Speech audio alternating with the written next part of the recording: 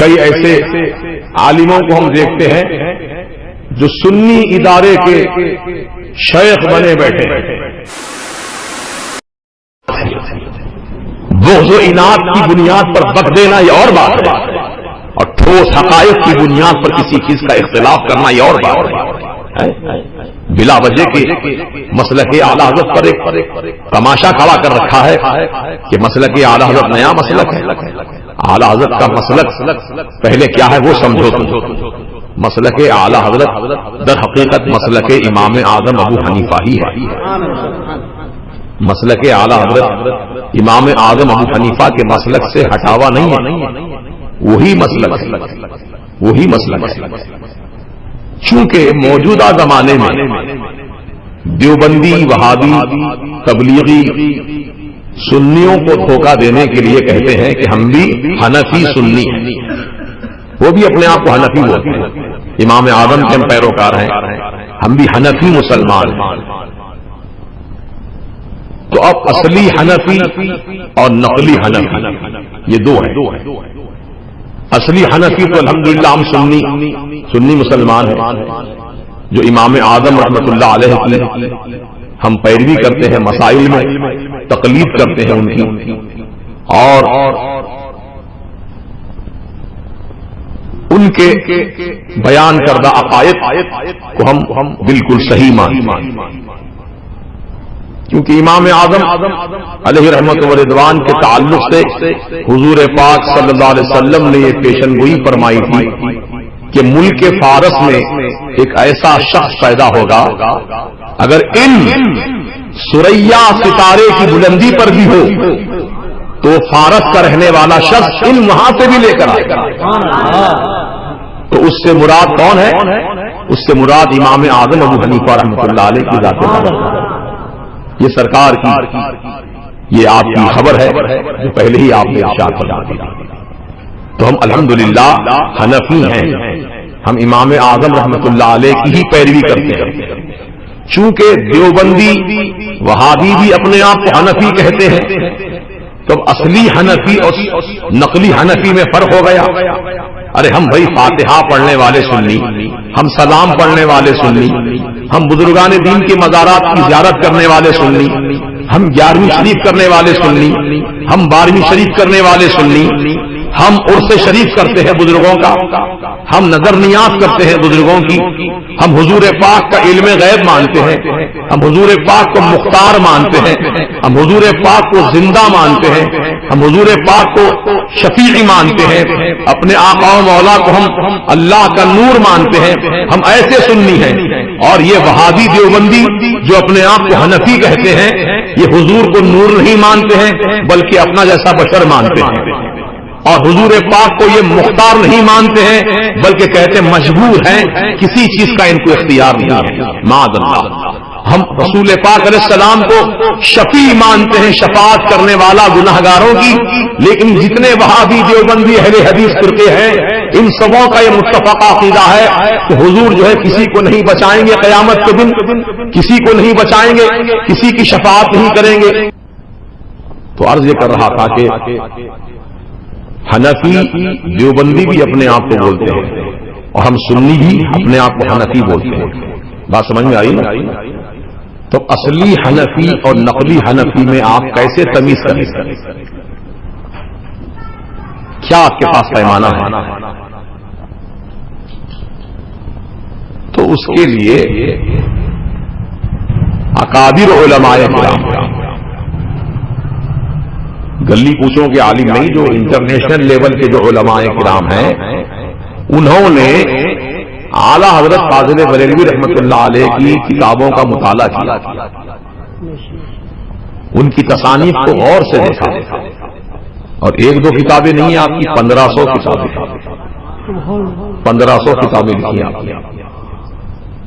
یہ مسلک اعلی حضرت کا جو مسلک ہم نعرہ لگاتے ہیں اسی وجہ سے لگاتے ہیں تاکہ حقیقی سنی میں اور نقلی سنی میں فرق ہو جائے، ہے نا؟ یہ اسٹامپ ہے، خصوصی اسٹامپ، جیسے کہ آپ دیکھتے ہیں اکثر اخباروں میں پڑھتے ہوں گے، اشتہارات آتے ہیں کہ بھئی ہمارے کمپنی کا مال معلوم ہوا ہے کہ لوگ نقالی کر رہے ہیں، اس کا ڈپلیکیٹ بنا رہے ہیں، لہذا ہماری کمپنی کا مال خریدنے سے پہلے اس پہ ٹریڈ مارک دیکھ لینا.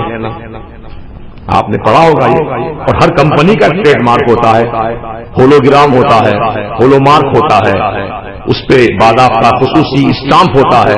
تو اس سے معلوم پڑ جاتا ہے کہ مال اصلی ہے کہ نقلی. سمجھ گئے؟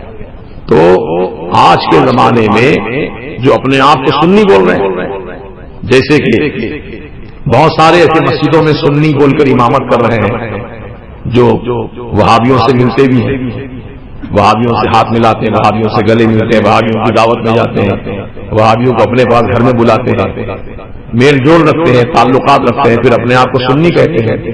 یہ سنی نہیں ہے، یہ دھوکے باز ہے. یہ سنیت کا نام لے کر سنیوں کو دھوکہ دے رہا ہے. سمجھے آپ؟ حقیقی جو سنی ہوتا ہے وہ وہابی کو نہ سلام کر سکتا ہے، حقیقی سنی جو ہوتا ہے وہ نہ وہابی سے مصافحہ کر سکتا ہے. کیونکہ ہم کو نفرت اس لیے ہے وہابیوں سے کیونکہ ہمارے آقا کی شان میں گستاخی کرتے ہیں. اس گستاخی کی وجہ سے ہم ان سے نفرت کرتے ہیں، اور کوئی وجہ نہیں ہے. ان کا ہمارا کوئی جھگڑا جائیداد کا جھگڑا نہیں ہے، روپیے پیسے کا جھگڑا نہیں ہے جو ان سے نفرت کریں. نہیں، کوئی جھگڑا نہیں ہے ذاتیات کا جھگڑا، بلکہ ہمارا جھگڑا ان کا جھگڑا عقیدے کی بنیاد پر ہے. ہم رسول پاک کو علم غیب جاننے والا کہتے ہیں، اور یہ وہابی بدعقیدہ کہتے ہیں کہ رسول کو علم غیب، تو کیا آپ کی پیچھے کی خبر نہیں؟ بتاؤ یہ گستاخی ہے یا نہیں؟ تو یہ حقیقی سنی اور نقلی سنی میں فرق قائم کرنے کے لیے موجودہ دور کے علماء اکرام نے، اعلیٰ حضرت نے نہیں فرمایا میرا مسلک عام کرو گے، اعلیٰ حضرت نے کہیں نہیں لکھا یہ میرا مسلک ہے، بلکہ اعلیٰ حضرت نے یہ لکھا کہ اپنے آپ کو کہ فقیر عبید رضا، دیکھو جب آپ اپنی مہر لکھاتے ہیں کسی چیز پر، فتوے پر، تو کیا لکھتے ہیں؟ فقیر عبید مصطفیٰ، عبید مصطفیٰ یعنی مصطفیٰ کا سب سے چھوٹا غلام. اپنے آپ کو اعلیٰ حضرت نے یہ لکھا عبید مصطفیٰ، مصطفیٰ پیارے کا سب سے چھوٹا غلام. فقیر احمد رضا قادری، فقیر احمد رضا حنفی قادری برکاتی. اعلیٰ حضرت نے اپنے آپ کو حنفی لکھا، کتابوں پر دیکھ لو حنفی لکھا ہوا آپ کے نام کے ساتھ. اب موجودہ زمانے کے علماء نے دیکھا کہ بھائی دھوکہ کھا رہے لوگ، سنیت کا نام لے رہے لیکن کام وہابیت کا کر رہے ہیں. تو اصلی سنی اور نقلی سنی میں فرق قائم کرنے کے لیے مسلک اعلیٰ حضرت کا ایک خصوصی ٹھپا لگایا گیا. جو مسلک اعلیٰ حضرت پر قائم ہے وہ حقیقی سنی. جو مسلک اعلیٰ حضرت کو نہیں مانتا ہے سمجھو کہ وہ سنی نہیں ہے بلکہ وہ دھوکہ دے رہا ہے سنیت کو. بالکل کھلے لفظوں میں بول رہا ہوں میں آپ کو. آج کے زمانے میں مسلک اعلیٰ حضرت کو ہر سنی کو ماننا ضروری ہے، کیونکہ مسلک اعلیٰ حضرت میں جھول نہیں ہے، ڈپلیکیٹ پالیسی نہیں ہے، موجے کے فتوے نہیں ہیں. یہاں پر وہابیوں سے بھی ملنا اور سنیوں سے بھی تعلق رکھنا نہیں ہے. یہاں تو معاملہ یہ ہے، یہ رضا کے نیزے کی مار ہے کہ عدو کے سینے میں غار ہے، اسے چارہ جوہی کا وار ہے، یہ وار وار سے پار ہے.